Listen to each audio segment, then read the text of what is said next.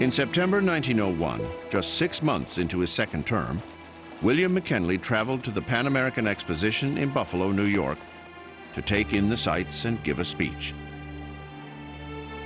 Among the crowd of well-wishers was Leon Czolgosz, an unemployed factory worker and self-described anarchist who was enraged at the disparity between the rich and the poor. He just went through the receiving line, and he had a bandaged hand as if he'd hurt it, and there was a pistol in it, and he just came up to the president, and instead of shaking his hand, he killed him. Americans were aghast at the third presidential assassination in 36 years, and they deeply mourned their fallen leader. Although he had been taken prematurely, William McKinley had already left a remarkable legacy. He had presided over an era of significant change in the nation, but an even greater transformation was about to begin. Number 26, Theodore Roosevelt, Republican, 1901 to 1909, age 42, from New York. The Republicans' worst nightmare had come to pass. Theodore Roosevelt was no longer just a heartbeat from the presidency. He was the president. TR, as he liked to be called, was a complicated man, a mass of contradictions, and he could not be bullied. He was a conservative, yet he fought for reform. He was a hunter who started the conservation movement, a hawk on war who won the Nobel Peace Prize. Perhaps the only thing that can be easily understood about him is that he was an original. TR never identified himself as a Republican. In fact, I've read a letter recently that's been unpublished that his uncle wrote and said what they don't understand about Teddy is that he's a Democrat, that he was both. He never thought in terms of pure party politics.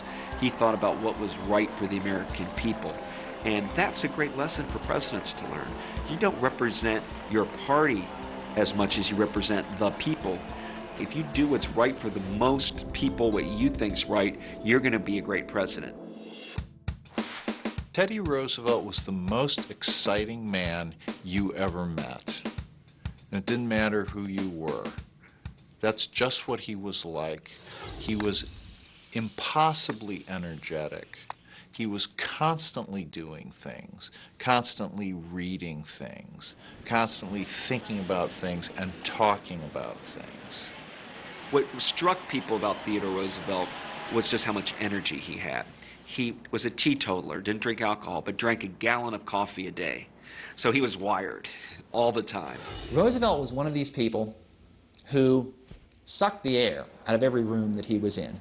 He exuded charisma in a way that required everybody to pay attention.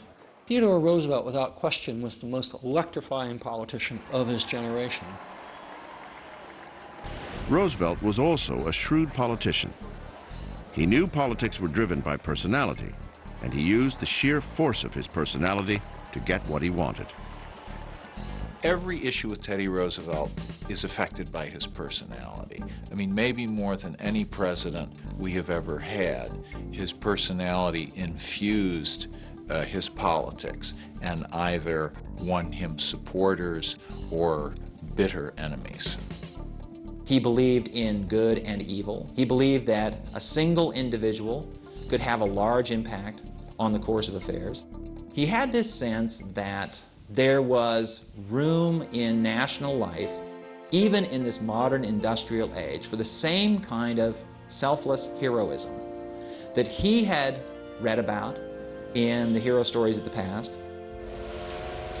Roosevelt did not waste much time going after what he thought was America's greatest evil: too much power in the hands of corporate America.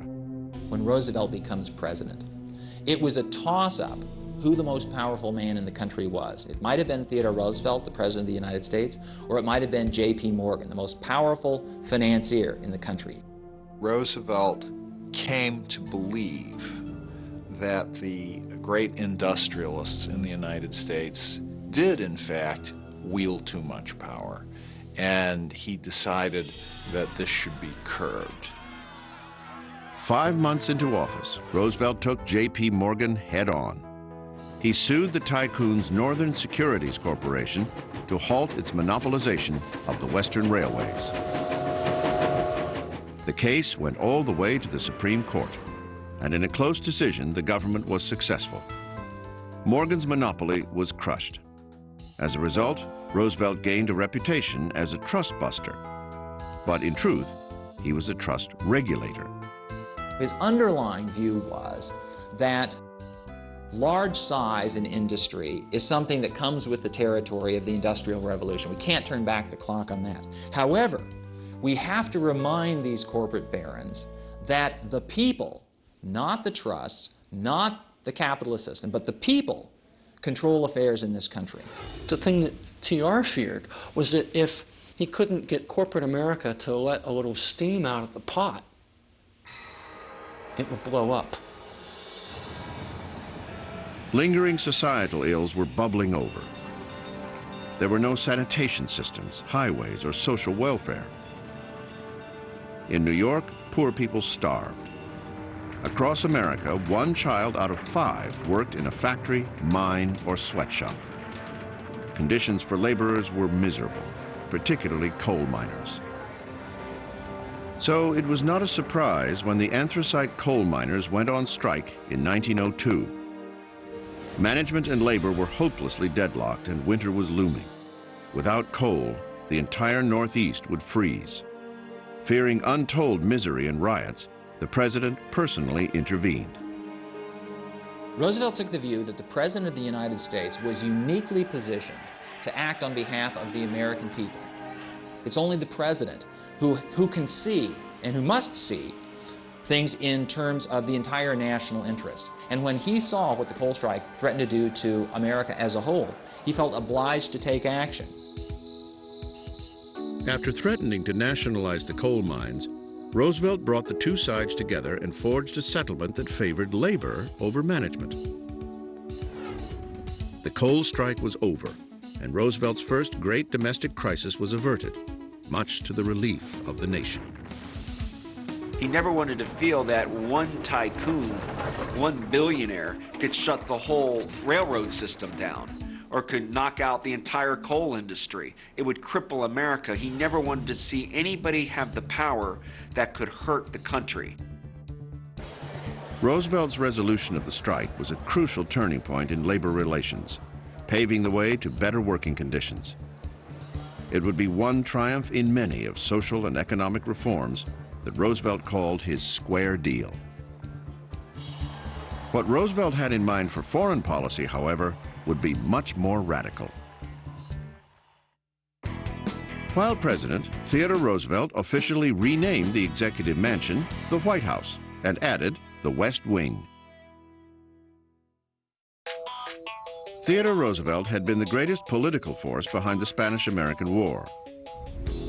He saw America's emergence as a world power not only necessary for survival, but a duty. He felt Americans had a responsibility to civilize the rest of the world. He made the country realize that we now, in a post-Spanish-American War era, had a global responsibility. We were no longer a country being born, that we were now a world leader. And that with that came a new kind of global responsibility. Roosevelt, more than anybody, believed America needed a canal through the Central American Isthmus owned by Colombia. The thought was this canal was going to be a way to protect both seas of America, that any moment if the East Coast was attacked, the West Coast fleet could quickly come to its aid. Now, Roosevelt believed this canal, the Panama Canal, would be a very good thing for the United States, but he believed it would also be a very good thing for the world. The Colombian government didn't exactly agree with Roosevelt, at least not at the price he was offering. So, once again, Roosevelt took unorthodox measures. He backed a local revolution and helped create the nation of Panama in exchange for the right to build a canal there. He was criticized very heavily for his high-handed role in dealing with the government of an independent American republic, for basically giving them the back of his hand, and for fomenting revolution. But he never apologized. He used to say, I didn't steal the Panama Canal, I built it. It was the largest engineering project ever undertaken. And when it was completed, it became one of the wonders of the world. When it opened, Roosevelt believed that that was his major contribution to world civilization, and he never changed his mind about that. But America was not the only one infiltrating Latin America. Increasingly, European powers were moving into the region, ostensibly for the purpose of forcing debtor nations to repay their loans. Roosevelt found their presence a strategic threat. Without consulting Congress or asking permission from Latin America, Roosevelt invoked the Monroe Doctrine and stated that the U.S. was now in charge of the Western Hemisphere. Roosevelt announced that henceforth the United States would consider that it held a police power, that was the term he used, to enforce good behavior on the countries of the Western Hemisphere. This was simply his way of saying, if somebody has to clean up the neighborhood, it's going to be the United States. It was a bold position to take, and Roosevelt backed it up with what he called big stick diplomacy. I mean, his famous quote is, "Speak softly and carry a big stick." Meaning you don't have to yell at people abroad, but at every minute you have to be militarily prepared. The big stick is your arsenal.